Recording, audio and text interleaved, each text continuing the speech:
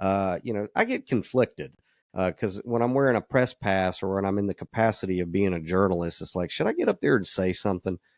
So it would have been two more residents of the fictional city of Wartown that would have also gotten behind the mic if that conflict of interest wasn't there. I mean, I don't know. What do you guys think? Even though I am a member of the press, I mean, I am a member of the press. I'm an author, I'm a journalist, I'm a longstanding writer, and I do this. You may not like it. You may not, it's not mainstream news for sure, but I am a journalist and I am protected by the First Amendment. Should I also be able to utilize the First Amendment in a way to get up at city council meetings, especially in regard to this horse shit? Beep, beep, beep, beep, beep. Live from Wellston, Georgia, it's another episode of the Wartown Times. Be sure to stay up to date by joining the Wartown Times Facebook group on the Facebook. Welcome back to another episode of the Wartown Times. I'm your humble author, narrator, and fictional character, Daniel Lewis Crumpton. I know why you're here. You're here for more information on the continuing Charlie Bibb debacle here in the fictional city of Wartown, and I'm happy to oblige. We have a lot of new information to go over in this episode, and we're going to get to it. But first, there's some housekeeping to get taken care of. First of all, I really do appreciate all you guys who send me messages through one or the other magical internet social media platforms asking when these episodes are going to be coming out, that you appreciate me informing the community as to what's going on and maybe giving you some ideas on what we can do about it. I really appreciate those messages. It makes all this really worthwhile. I mean, this isn't really the news, this is more of a long form storytelling, chronicling of the misadventures of fictional corporations that call themselves cities, municipalities, such as the fictional city of Wartown. And I'm glad that you keep coming back, and I'm glad that you guys send me messages to get my point of view, my observations, my snarky, sarcastic remarks, and maybe some common sense from time to time. I will encourage each and every one of you, if you like what I do here, please go to the wartowntimes.com and check out our Friendly Neighborhood Manifesto. It's kind of a blueprint for what the entire Wartown Times project is, which is to try to take the fictional corporation of Warner Robins and bring it to more of a constitutional republic, return it back to what our founding fathers really envisioned this country to be. So if you could, go check out the Friendly Neighborhood Manifesto at the wartowntimes.com. You can also download a free PDF of it at zeninthecar.com, which is our mothership website. And again, if you're not too good with reading words, we do have an audio video presentation of the manifesto. It won't take you 30 minutes to read. It's about 41 pages. It's very easy to comprehend and will make your life a lot easier when interacting with local government. So another way that you can support our efforts here is to shop the Zen in the Car store. We have a Wartown Times collection. We're going to be adding to it regularly with some upcoming humorous political t-shirts and whatnot. So check that out. And if you could, become a patron, help us out, give us a little bit of cheddar every now and then to keep these rolling and the quality getting better and the frequency getting better. Consider becoming a patron over at Patreon. You can find that patron tab at wartowntimes.com also. Additionally, if you would like to be a part of the Wartown Times team, if you want to join in on some activism, if you want to organize, if you want to have regular Zoom meetings with the team, don't hesitate to find the Wartown Times team private group on their fishing booking and request to join. And of course, we'll answer a few questions and we'll get you in there, and then you can be a part of the team. Don't forget to like our public Wartown Times Facebook page, where we're going to start disseminating all of this for you to like, share, and watch it from the shadows, because you don't want people in local government to know that you're paying attention to the Wartown Times because you're entangled with alliances that are not beneficial for people with fundamental rights. Anyway, so that's some of the housekeeping that I wanted to get out of the way before we really get into the meat of this. But another thing that I really am excited about and want all of you from the Wartown Times to know about is I am a very outspoken and long-standing medical cannabis or plant medicine advocate and activist. I make no bones about that. I believe I don't believe it, I know it. I know that it is every single one of our fundamental rights to be well, to have life, liberty, and the pursuit of happiness, and anything that you can pull from those three. not just those three, but anything that you can pull from those three. And I know that plant medicine such as cannabis, psilocybin, and other things, which are sacraments in many people's faiths, are lawfully accessible for the healing of our nation. And we don't have to wait for legislators who don't have to deal with the conditions that we have to deal with to write some magic code somewhere. It's accessible to us right now. And so I'm very passionate about my advocacy and activism in that area.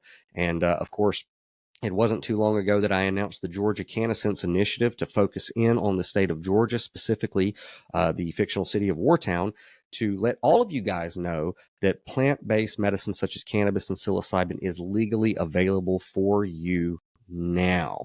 There will be another tutorial video that I'm going to get into that explains how it's all legal and lawful and very convenient to get to curb any symptoms that you would have from PTSD, recovery from addiction, or domestic abuse, you name it. Plant medicine is a very effective way to make life better for you so that you can pursue life, liberty, and the pursuit of happiness. So what you want to do is check out georgiacannasense.com, gacannasense.com, to get information about that, to join the CannaSense Total Wellness Collective. And the reason I'm so excited about it is because this past December, in honor of my activism in the areas of plant-based medicine, the CannaSense Total Wellness Collective was groovy enough to honor me with another strain with my namesake, as a matter of fact, called Crumptonite. So I'll give you a good shot at that. It's beautiful. This bottle is Crumptonited. It has all your laws right here from the Compassionate Use Act of 1996. And you probably couldn't have heard me when I went away from the microphone there. But Crumptonite is a medical cannabis flower named in honor of me, and it's very humbling to have a flower named after me, especially one that's as effective as that. And you can obtain your lawful medical cannabis with CannaSense Total Wellness by going to georgiacannasense.com, or you can hit me up on Messenger and I'll be happy to sponsor you into the program. I will let you know that this particular flower, this particular strain is absolutely excellent for artists out there. If you're a musician, if you're a painter, if you do anything creative, it is fantastic for that. It'll really help you to focus. For those of you with anxiety as a result of any kind of trauma, I would also highly recommend Crumptonite. So it's truly humbling to have this flower named after me, and I'm glad to share it with all of my fellow residents of the fictional city of Wartown here. So with all of that housekeeping being done, don't forget to go to TikTok also and follow us there, and because we're doing pretty good in TikTok. Go to YouTube as well and subscribe to our YouTube channel and get those numbers up. And of course, use cannabis every day. You need it. Your body actually needs it. You know, you have an endocannabinoid receptor system. Your body requires endocannabinoids. So there you go. So now, with all of that out of the way, we're going to go ahead and get into the meat of why you are here, which is to get more information on the hilarity that Charlie Bibb has brought to the forefront of local government politics. So buckle up.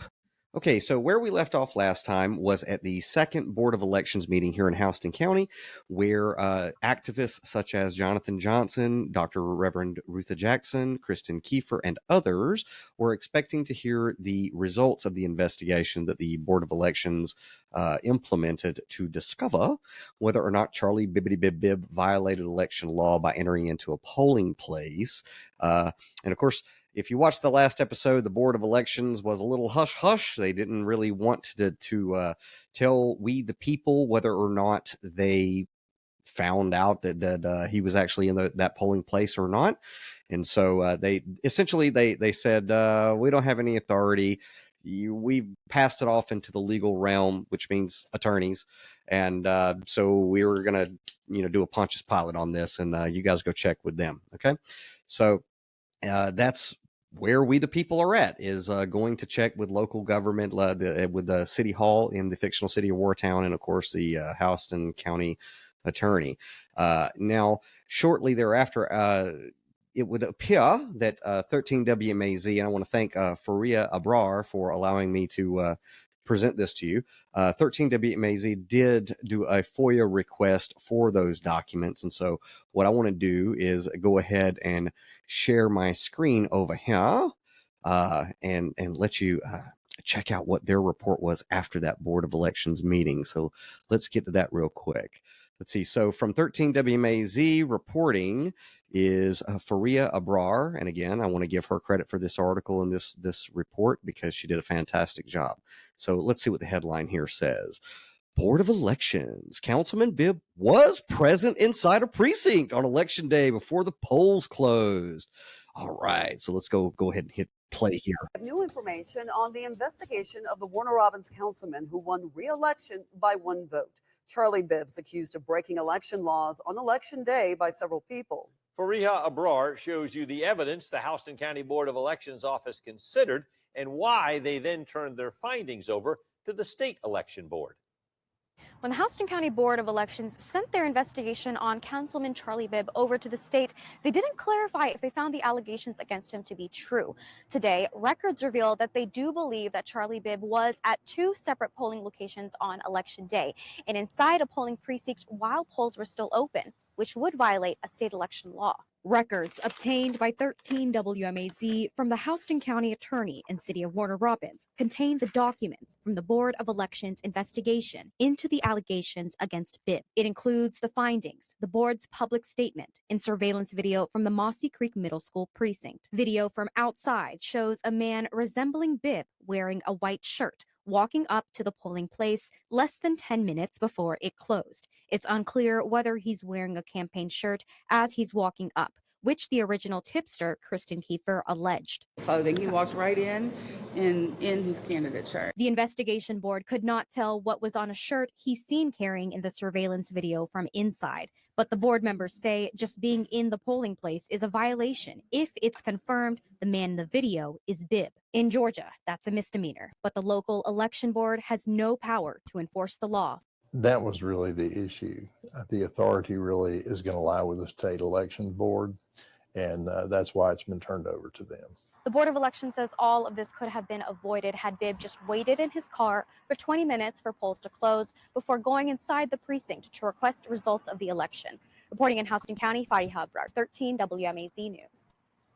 Surveillance video from a second polling place at Houston Healthcare Pavilion was no longer available by the time the board requested it.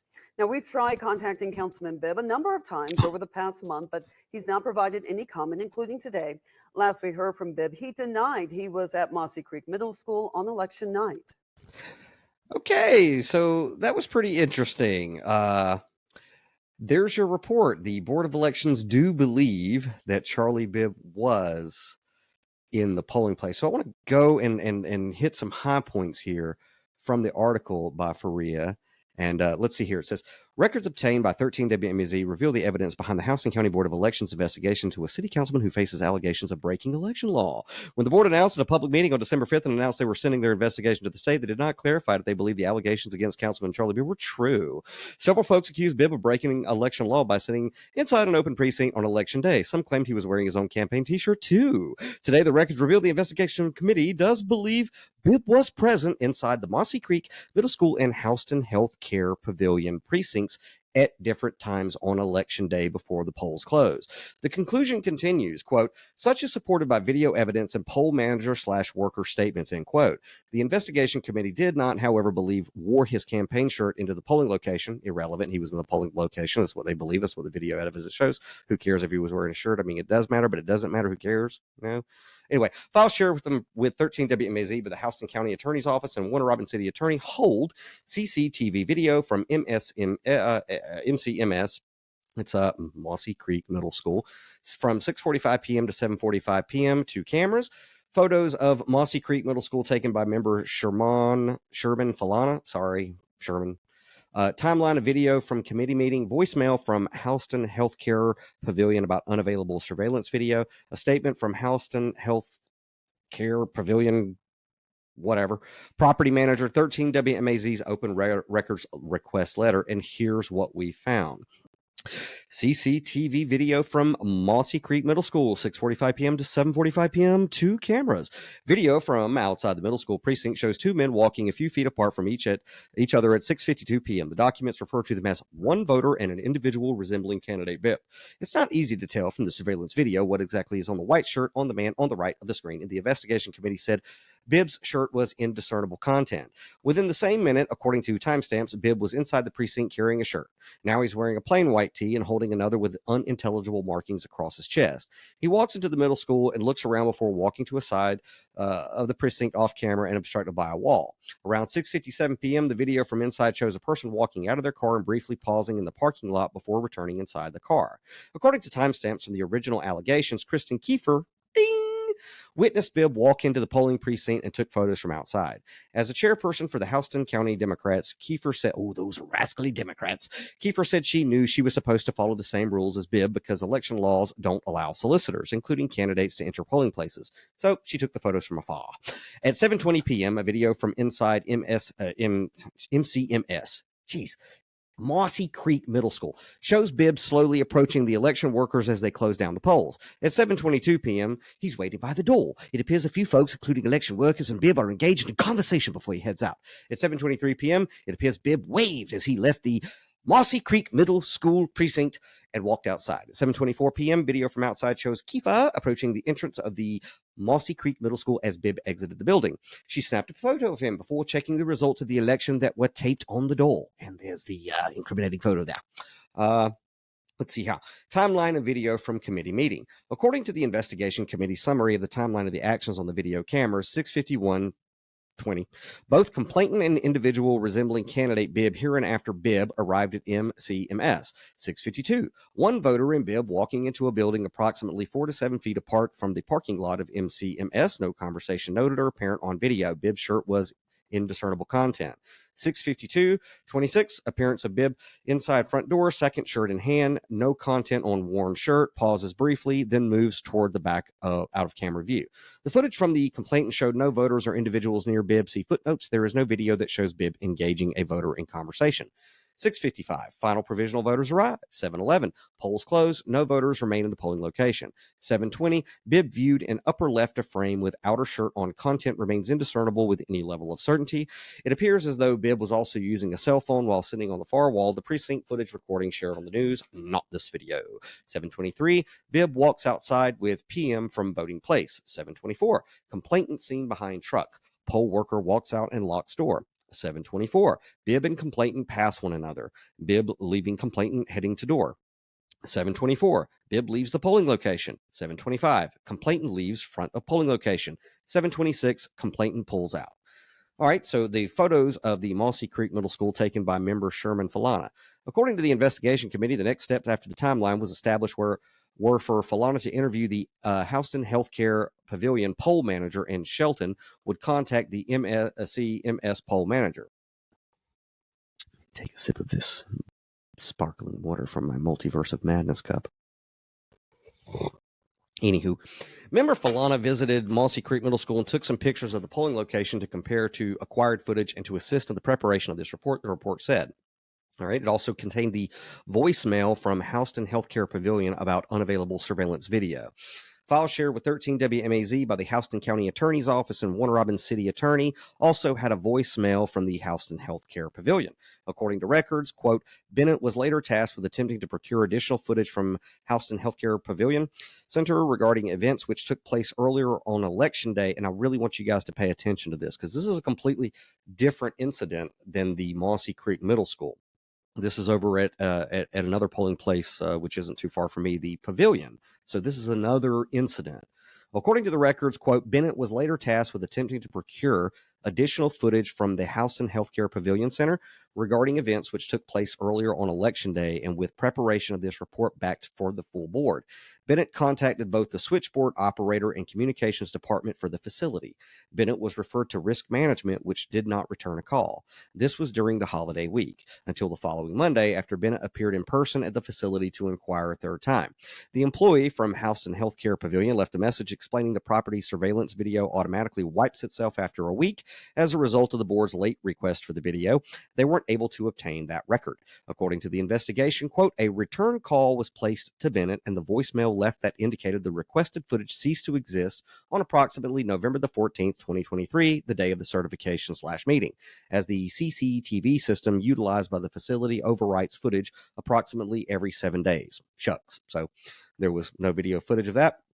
However, there was a statement from the Houston Healthcare Pavilion Center property manager, and I really want you guys to pay attention to this. Testimony from the two poll managers and a witness was signed on November the 22nd after, quote, member Falana obtained the attached joint statement, end quote, regarding Bibb's actions on Election Day 2 weeks prior. According to the statement, a woman, quote, asked about some signs that were removed, end quote, before the witness was later informed, quote, she was the wife of the candidate, Mr. Charlie Bibbidi Bibb. It continues, quote, later, about mid-afternoon, I was approached inside the voting poll by a man wearing a red sweatshirt and a red baseball cap, which is Charlie Bibbidi Bibb's typical uniform, right? He was upset because he thought that we moved his signs. I told him that we did not move any signs. What is with Charlie Bibb and signs, man? He gets like really up in his head if you touch one of his signs. Remember the Stephen Boyer incident with the signs that we reported on? Okay, anyway, it continues, quote, later about mid-afternoon, I was approached inside the voting poll by a man wearing a red sweatshirt and a red baseball cap. He was upset because he thought that we moved his signs. I told him that we did not move any signs. After a few minutes of discussion, he left the poll. So he was in the polling place way earlier than Kristen Keifer ever made her allegations, okay, over signs, anyway, quote, I was approached by the complex security about the people being on hospital grounds campaigning, end quote, the testimony said, which is when the witness explained the 150 feet proximity law. Quote, they radioed the building manager and he informed them that they were not allowed to be on hospital grounds campaigning and that he moved the signs and placed them against the wall by the dumpster. Insert your old snarky remark there. I then went out to let Mr. Bibb know where, who, and why his signs were moved. I relayed to him where the manager of the complex said that he should be. He stated to me that he was within his rights because he was more than 150 feet away from the building. I explained to him that we don't control the hospital rules, and that was between him and the hospital. He then got in his truck, went and picked up the signs, and placed the larger one back where it was removed from, and they continued to sit and campaign. We can do whatever we want to. We're city council people. We could just do whatever we want to and get away with it because patterns. Anyway, quote, when I got back inside the precinct, I was informed by one of the poll workers that Mr. Bibb had come in earlier and asked for the count. That was confirmed by two other poll workers. It concludes with, quote, my summary statement is that, yes, Mr. Bibb was inside the Houston Healthcare Pavilion Center voting precinct on two occasions on November the 7th, 2023. Conclusion. As a committee, the investigation report said, we do believe Mr. Bibb was present within Mossy Creek Middle School and Houston Healthcare Pavilion Center polling locations on Election Day, November the 7th, 2023, at varying times before polls closed, end quote. It continues, the alleged Houston Healthcare Pavilion Center violation was one wherein Bibb was addressing removal of his signage, which should not have necessitated his presence in the polling location. Election workers confirmed not just evil Democrats like Kristen Keifer, but poll workers confirmed his presence inside the polling location. There was no allegation of Mr. Bibb wearing any campaign material into Houston Healthcare Pavilion Center, still irrelevant, as was reported in the news, nor through the poll manager's statement. As to allegations about Mr. Bibb at Mossy Creek Middle School, the video very clearly shows that Mr. Bibb did not, in fact, wear his campaign shirt into the polling location. He just wore himself, as previously indicated by complainant, nor was it displayed at any time prior to the poll closing and being devoid of any active voter. This would not have been apparent to complainant given the manner in which Bibb entered. No comment. It appears clear to this committee that Bibb spoke to no voter or person, with the exception of perhaps the video is not entirely clear, a police officer who was on site at Mossy Creek Middle School.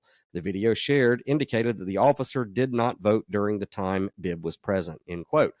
Quote, the committee does not believe that any voter was, quote, persuaded, end quote, by Bibb's appearance at Mossy Creek Middle School, in that it appears that he spoke to no voter. Our position is unanimous in that in the event a violation of law occurred, the same should be addressed by the appropriate state agency or county/city authorities. Yeah, it should be. And we shouldn't be playing 3-card Monty on who the authorities are either. But that's just my 2 cents. Anyway, we'll get to that.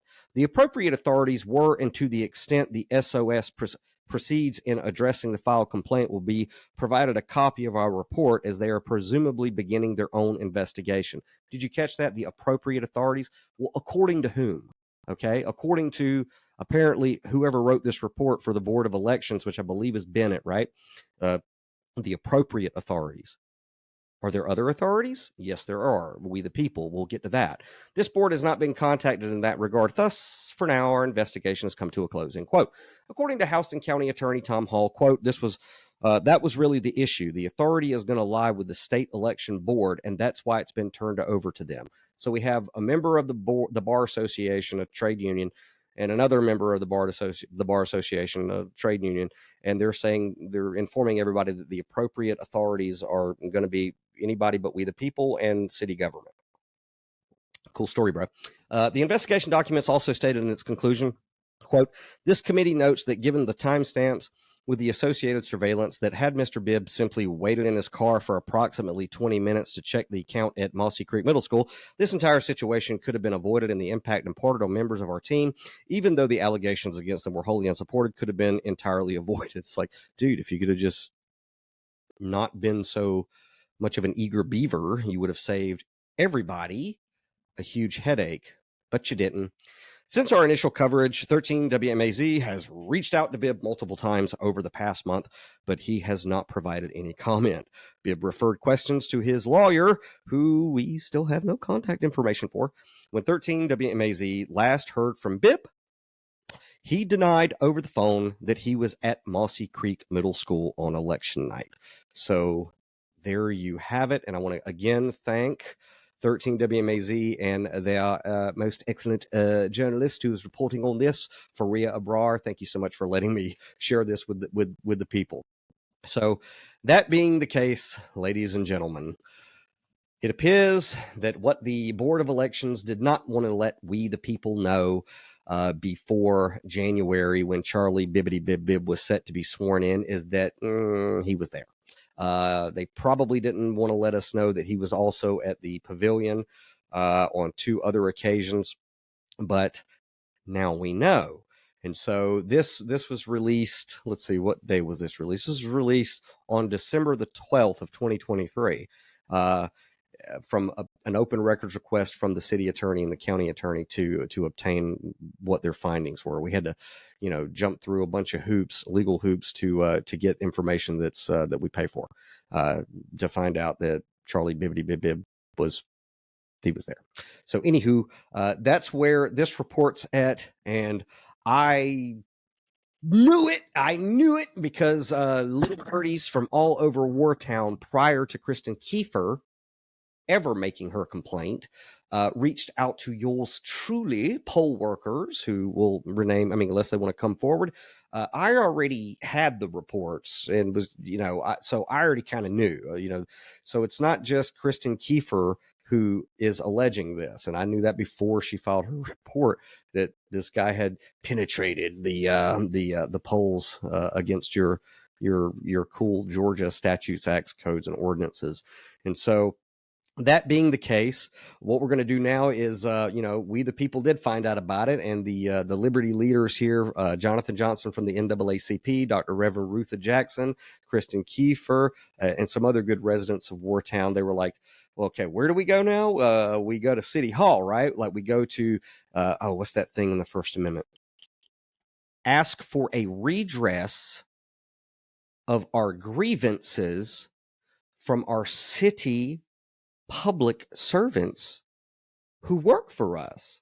And so I want to get into what happened at the following city council meeting. So you're really going to enjoy this because I know I did. So let's take a look at that meeting now. Now, before we actually play the footage of the December 18th city council meeting, I will let you guys know that myself, and I'm pretty sure that a lot of other disgruntled residents of the fictional city of Wartown who heard that report and got the news that Charlie Bibb did indeed violate statutes, codes, acts, and ordinances by being in those polling locations.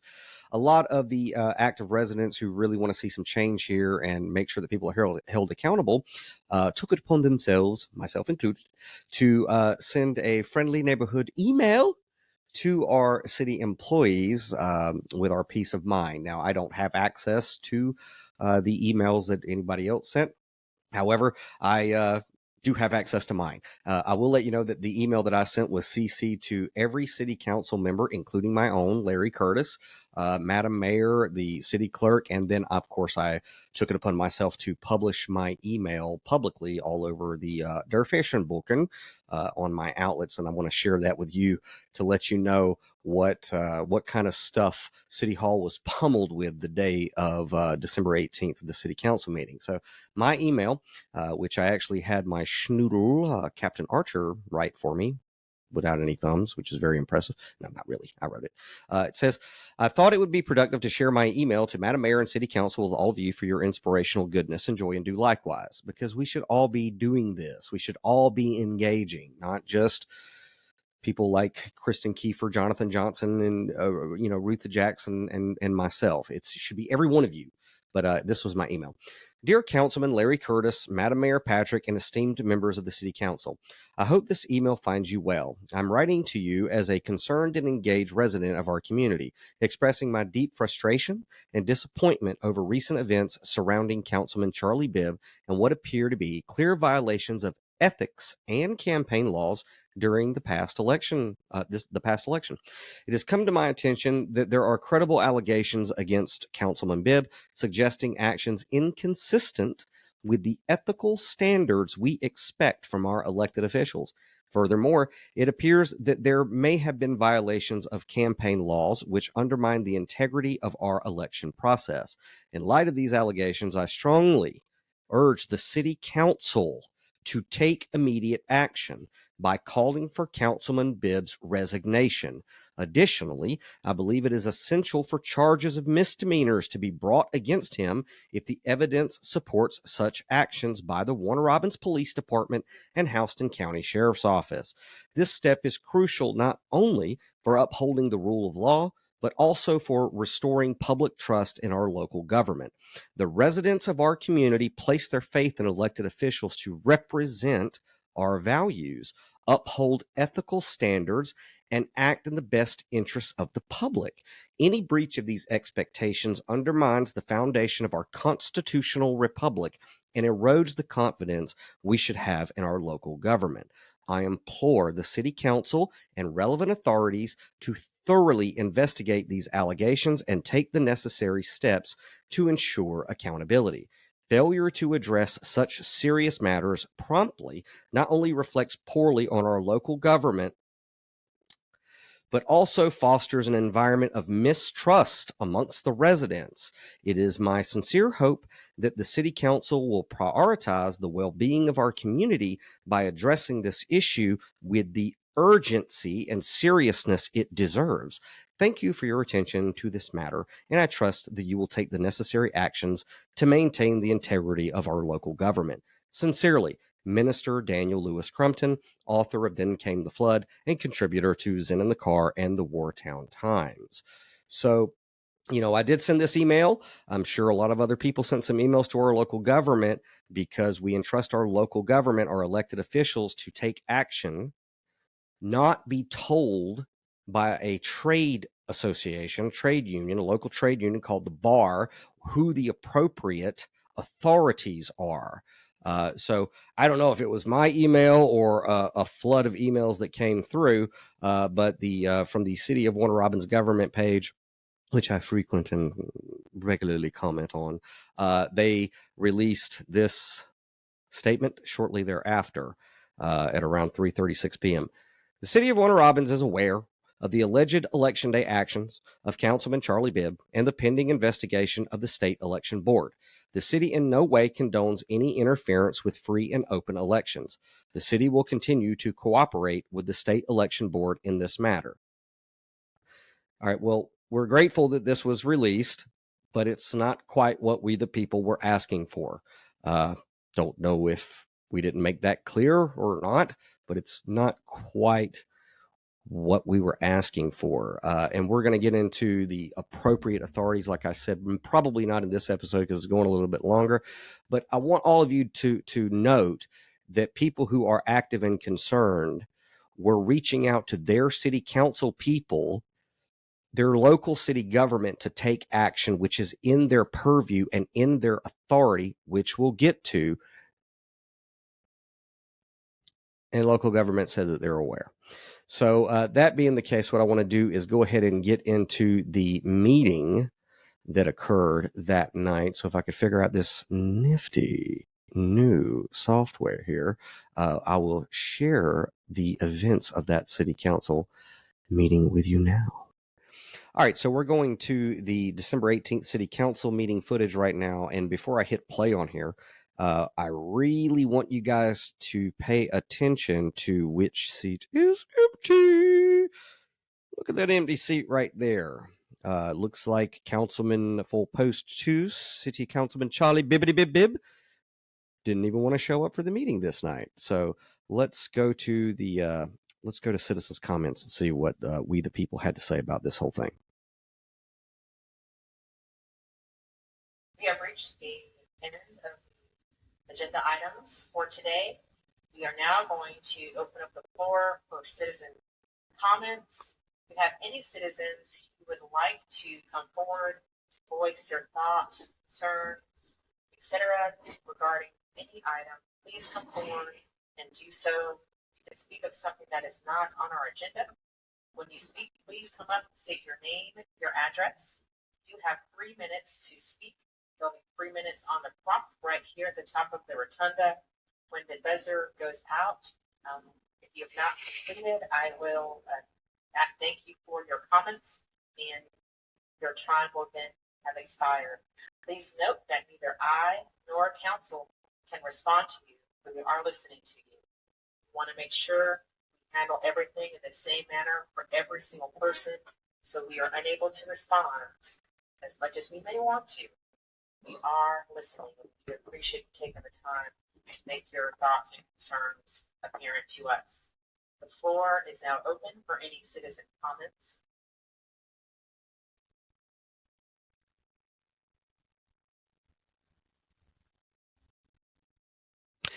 Oh, there she goes. And again, this is probably one of my favorite people in the fictional city of Wartown right now, Dr. Reverend Rutha Jackson, the author of The Battlefield of Belonging. I absolutely love this woman. And here's an example of why. As soon as I get the mic to her mouth anyway. And here we go. I'm at 2022 Hiawassee Drive, Bonnier, Georgia. I rise this evening to express my concerns about a citizen of Houston County and about one who sits as a council member. And as a community activist, as a property tax payer, concerning the accountability, credibility, and integrity of said council member, Mr. Charlie Bibb, who deliberately decided to go to and dwell inside precinct polls during voting, wearing his campaign shirt. He knew the rules. This was not his first run for office. Rules do matter and must be adhered to, especially when it comes to those who should lead with integrity, accountability, and having nothing to do with friendships when executed. The community deserves better. Close the door to this behavior. This evening, I find a fine is not enough. This council is being asked to call for Mr. Bibb's resignation and take next steps to hold a fairer election. If we accept this discretion of election, this rule, what more will we accept in our government? I appeal to you. Thank you. And there you go. Thank you, Reverend Jackson. We, the people, were appealing to our employees to take action. And she's right. He knew the rules, but it seems to us from where we're watching that incumbents are accustomed to doing whatever the hell they want to do and getting away with it in the fictional city of Wartown. So thank you, Dr. Reverend Aretha Jackson, for certainly bringing the message that myself and many other residents really wanted expressed. So let's continue. Thank you, Reverend Jackson.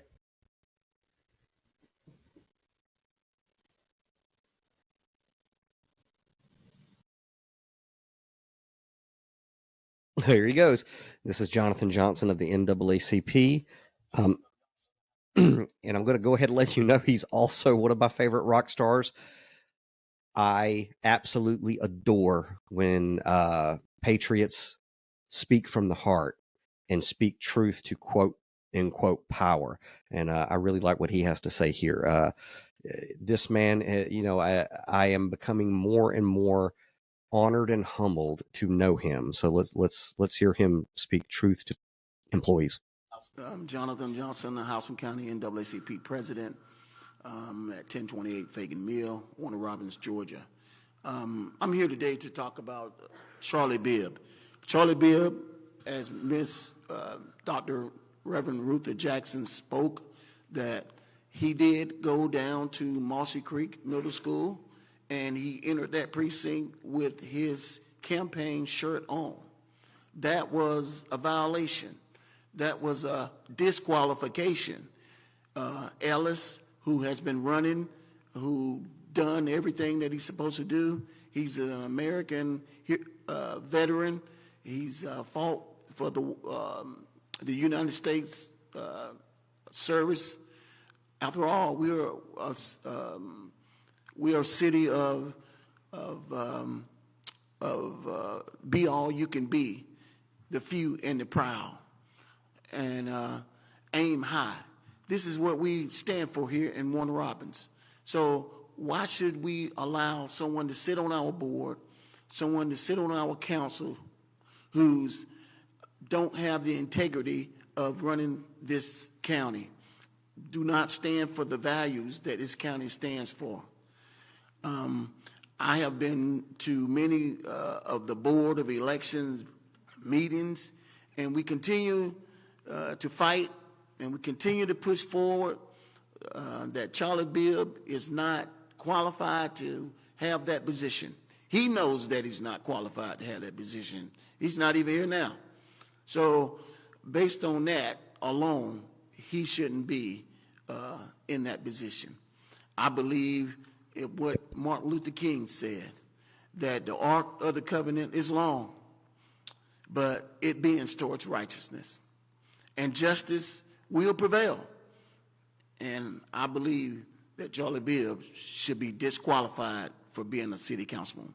Thank you. In other words, he should not be sworn back Thank you, in. Mr. Johnson. But we'll get to that. Who's next? Kristen Keifer, the head of the demonic Democrat Party.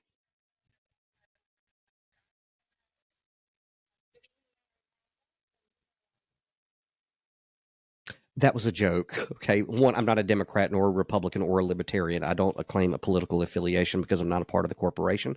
However, Kristen Keifer is actually a very lovely young woman, and I respect her very much for what she has done in this community. So that was a joke, Kristen. You guys at the Democrat Party are demonic. You're Democrats. But you're cool. Good evening, Mayor and Council. Thank you for allowing me the opportunity to speak with you today. I stand before you as a concerned Warner Robins resident and as the person who witnessed Councilman Bibb go inside Mossy Creek Middle School on election night. I have fully cooperated with the state's investigation. I am troubled by what I witnessed and by the additional reports of further alleged misconduct at the other polling locations at Houston Health Pavilion. I think civic engagement is necessary for the good of our city. Any form of election interference, especially when carried out by those in positions of power, undermines public trust. Councilman Bibb's alleged violation of election law and his unwillingness thus far to take responsibility for his actions raises serious concerns for me. I believe it's imperative for our elected officials to uphold the highest ethical standards and to conduct themselves in a way that represents the values that make Warner Robins the best place to live, work, and raise a family. The actions I witnessed demonstrate a lack of regard for those values and a breach of the public trust, and they set a dangerous precedent for future city elections. I urge Mayor and Council to thoroughly review the report and video turned over to the City Attorney by the Board of Elections.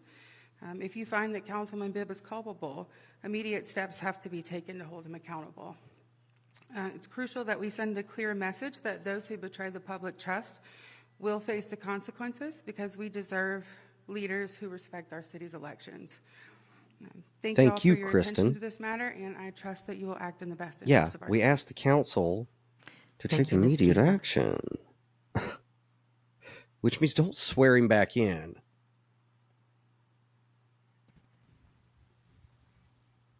All right, I'm going to fast forward this guy. Welcome to Warner Robins' new guy, but basically what he has to say is he wants police everywhere, like, a Star Wars episode. So, sorry. Thank you, Mr. Colbert.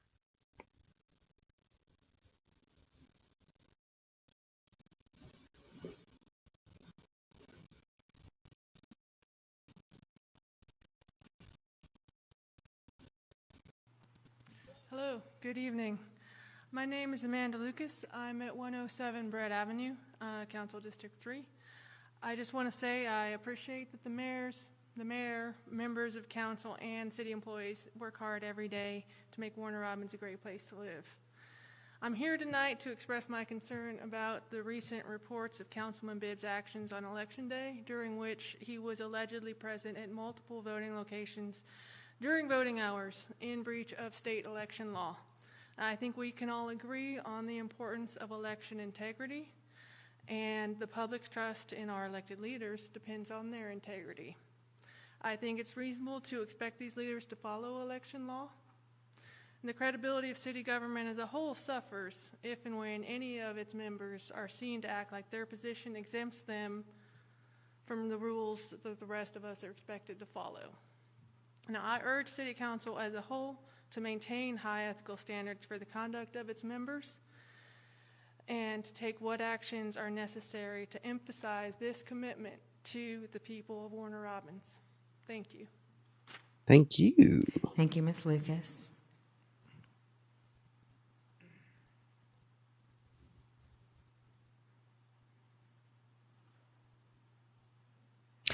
Now, good evening. My name is Jim Taylor, 117 Echo Lane here in Warner Robins. First of all, I want to commend this body for all that you guys are doing. There's been a lot of great changes that's needed to be made over the last few years. That's obviously some efforts going on to making that happen, and again, kudos for you guys doing that. Second of all, there's a lot of growth that we're going to be experiencing because of mission changes at Robins, because of people like Jack Links coming into the area, other industry coming into the area, and I think it'd be a great initiative on y'all's part to possibly even speed up processes for approvals, things like this, because we're going to miss out on a lot of great growth opportunities. Not only our schools are having a situation now keeping up with the growth of the school population, but there's going to be even more and more of that coming along. For a number of years, our family owned a building supply company here in the area, and every once in a while, we'd have to pull together our managers and explain to them, we don't need to make it so hard for people to do business with us. And there are times that it's very difficult to do business with the city of Warner Robins. And hopefully there's some mechanisms being put in place to kind of well, fictional corporations make it difficult to do things. And be prepared for the growth that's coming our way, whether Like it's education, conduct business. That's needed in different departments or in different boards, whatever appointments that are being made. It would be good to maybe have some people that with some type of SME, subject matter expertise that sat on those boards so that, again, some proper decisions can be made moving forward. Thank you so much for your time. Thank you, Jim Taylor. Thank you, Mr. Taylor. How about we stop asking for licenses to do things that are already lawful to do, like business? I mean, it's a corporation trying to get a cut of other corporations. All right, so essentially that is kind of what we, the people, were there to express to our city employees is, hey, take immediate action and do not let this dude get sworn back in. Now, I and News Talk Mona were physically at this meeting, and so, I get conflicted because when I'm wearing a press pass or when I'm in the capacity of being a journalist, it's like, should I get up there and say something? So it would have been 2 more residents of the fictional city of Wartown that would have also gotten behind the mic if that conflict of interest wasn't there. I mean, I don't know. What do you guys think? Even though I am a member of the press, I am a member of the press. I'm an author. I'm a journalist. I'm a longstanding writer. And I do this. You may not like it. You may not. It's not mainstream news for sure, but I am a journalist and I am protected by the First Amendment. Should I also be able to utilize the First Amendment in a way to get up at city council meetings, especially in regard to this horse shit, and speak my mind? I don't know. Let me know in the Christ boxes below wherever you're watching this. So I want to go ahead and wrap this episode up. But I think if we can condense what all of this was, is you had the Board of Elections, which didn't want to hide the ball, so they hid the ball about Bibb actually doing what we suspected him of doing, kind of passing the buck off to City Hall to the other members of a trade union called the Bar Association here. We'll take it up with them. And so then we go to do that, and we ask City Hall and our city councilmen through email and through voicing our opinions to their face to, hey, take immediate action now. Like, don't let the guy swear back in. So we're going to come back in the next episode and we're going to see him get sworn back in. And then, of course, I'm going to have some commentary and a lot of stuff to throw up on the screen to demonstrate why I'm a little bitter about this, because it's like, I'll get to it. But anywho, so there you have it. Charlie Bibb, the Board of Elections believe he did it, and then they confirmed that he was at another polling place twice, at 2 other occasions, harping about signs, which is what he was going to have Stephen Boyer thrown in jail for, is signage during this campaign. Essentially, this guy is behaving as, this is why America is up in arms right now, is because people who are in elected positions believe that they are above the law, and the law is we the people. Make no mistake about it. It's not some scribbles that come from your state capitals. It's we the people. Yickwo versus Hopkins. Read it, okay? It's we the people. We are the law. We are the authorities. Everyone else are employees or trade unions that sometimes employees subcontract to interpret what the law is for them. So I am a little frustrated, and you'll find out why in the next episode. But there you have it. The Board of Elections believe he did it. The city itself is aware that he did it. We're all aware that he did it. So where does it go from here? Well, we'll see you in the next episode, and we'll show you what happened at that city council meeting. Until then, like, share, subscribe, leave your commentary. I would love to hear from each and every one of you about this and how you feel. There were some trolls, some internet trolls that tried to engage me in debates on their fishing book, and which I'll probably be sharing some of their comments. Just food for thought. I'm not going to debate anybody in a Facebook and thread. Okay. I'm not going to do that. If you want to have a healthy debate with me about any of these issues, you are welcome to come on camera with me and do it through a live stream or something. But I'm just going to kind of give you one word answers on their Facebook. And I'm not, giving Mark Zuckerberg any more content than he needs. You know what I'm saying? I'll just reserve all the content for myself. So anyway, until then, thank you guys for paying attention. Thank you for all your well wishes to me and your comments of appreciation for what I'm doing here to keep you guys informed, because I truly am. This is your city. It is. It's not a city that is to be run by the District of Columbia or any subsidiary of the District of Columbia. So anyway, love you guys. See you in the next episode. Stay well. Beep, beep, beep, beep, beep. Live from Wellston, Georgia, it's another episode of the Wartown Times. Be sure to stay up to date by joining the Wartown Times Facebook group on the Facebook.